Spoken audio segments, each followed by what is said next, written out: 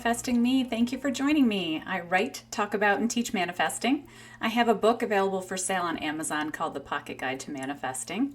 I do custom one-on-one manifesting sessions, and I've linked to those in the description box of the video if you're interested. And please, if you like the video, give it a thumbs up. It helps other people in our community to find it. If you want to know when new videos are posted, please subscribe. Today I want to talk about a couple things. The first thing being patience.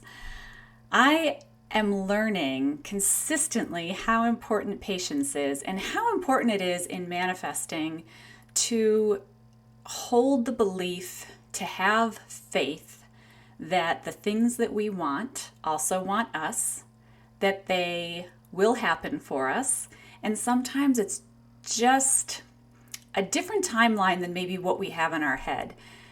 I can be somebody who, when I want something, I want it right away. And Jim and I were just having a discussion about this the other day. He will tell you, sometimes we joke about it, sometimes it becomes a point of contention between us, where if I ask him to help out with something and if he doesn't get to it right away, I just do it. And so it's like I don't have the patience to even breathe through and just trust it's going to get done, it's going to get taken care of. And in my life, I've noticed the same thing where I just have this general impatience to me that has really been a great challenge and a great growth opportunity to work through, because I've learned some of the best things in my life came not when I initially said I wanted them, not when I thought that I needed them, but when I was ready for them. So along those lines, this is something, just kind of small and frivolous, but I take the symbolism out of the things that happen in life. And whether they're just small little frivolous things, is anything really frivolous? It's what we believe it is, right? Or whether, they're kind of like these big wow moments. I'll take the symbolism and apply it to wherever I am, and just to help my mind be more at peace with the path that I'm on. And so if you've seen the little cactus plants, and we were gifted a little cactus plant, and I'll put a picture up so you guys can see it, a couple of years ago by friends of ours. And for the whole time that we have had it until about a month ago, it had looked exactly the same as the day it arrived. I watered it once a week. I didn't have any expectations for this little plant, nor did I know what it was capable of. So just watered it, it sat on our kitchen windowsill, and, I've liked it because it's a plant that a friend gave us. So whenever I look at it, I think of this particular friend. And then one day I noticed something interesting was happening to it. And again, this is after 2 years, it began to change. I noticed a center portion was growing up from the plant that eventually turned into a beautiful set of blooms that I had no idea that this plant did that. Some people would look at the plant and go, of course that plant blooms. I didn't know. But after 2 years and change of it sitting on our windowsill doing nothing except, living, looking fine, all of a sudden this sort of magical, I considered a gift to us, this magical gift of flowers appeared. And I thought, like, oh my God. What I took from it, though, was the symbolism of you just never know. If we wait long enough, amazing things happen. And if we have faith that the very best is always filling our lives, that's what is allowed to occur.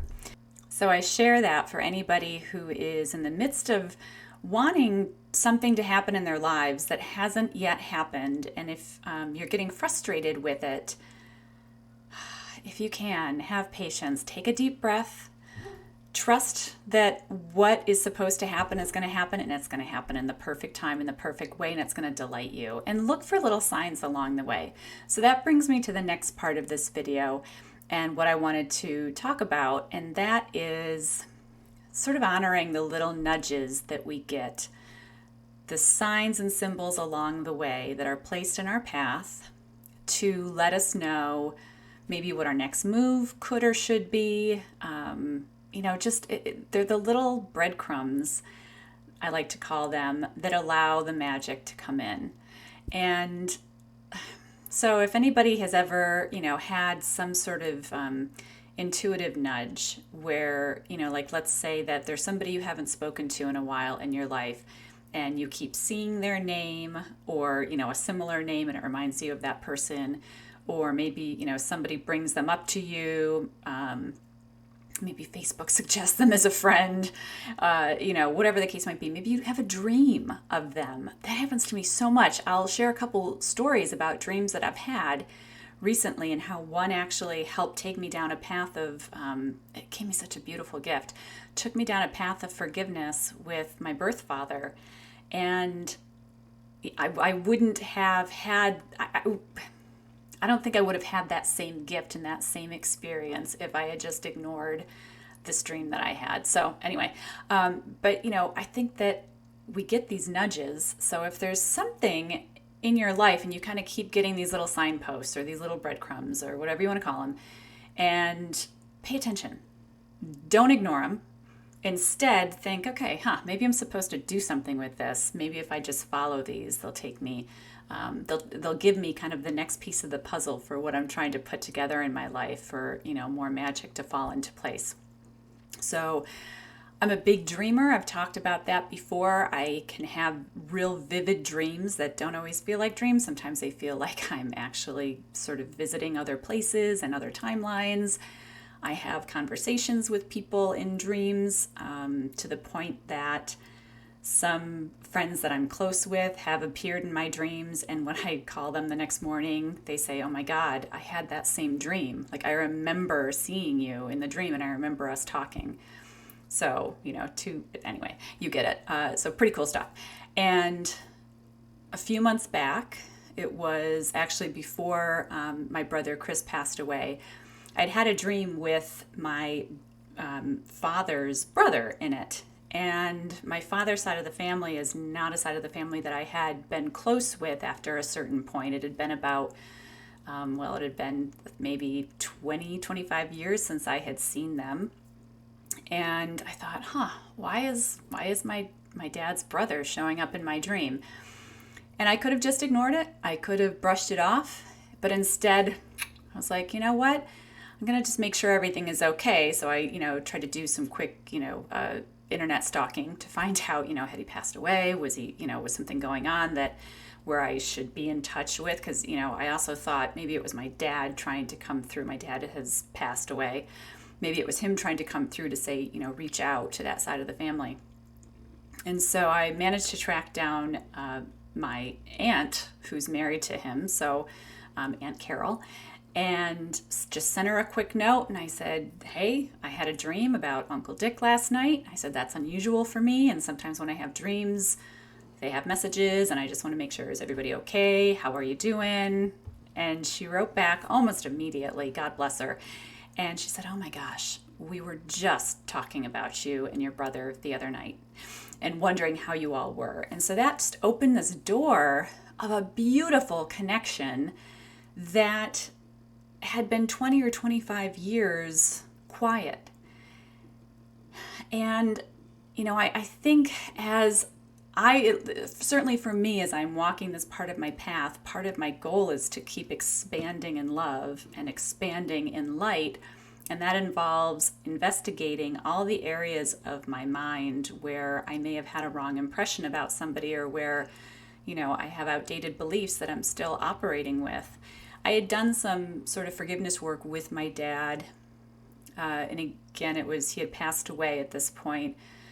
But I had done some work maybe 6-7 years ago. And, just to kind of get to a point where I didn't cringe when I thought of him and when I wasn't holding on to the story that I had just grown up with, after my parents had split up. And that was good, but there was more that needed to be done.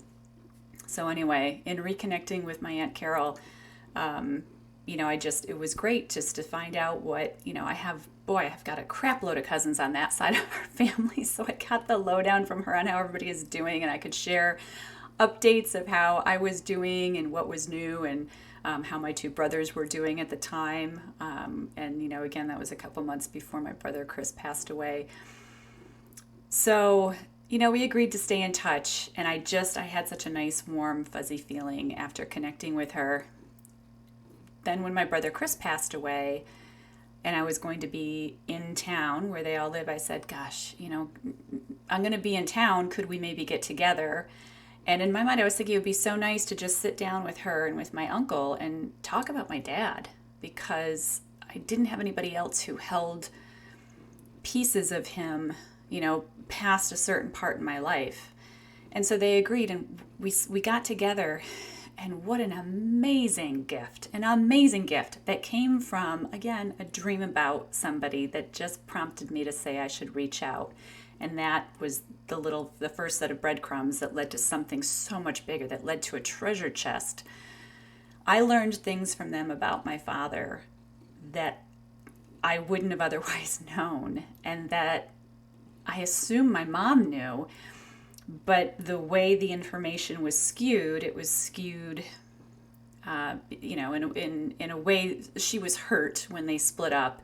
And so there was very much a story about how, my dad was a bad man who made bad decisions. And what I got from my Aunt Carol and Uncle Dick was a piece of the puzzle that sort of, I don't want to say it explained some of what I didn't know. It gave me clarity on what could have caused a man who had 3 children and a wife to turn his back and walk away.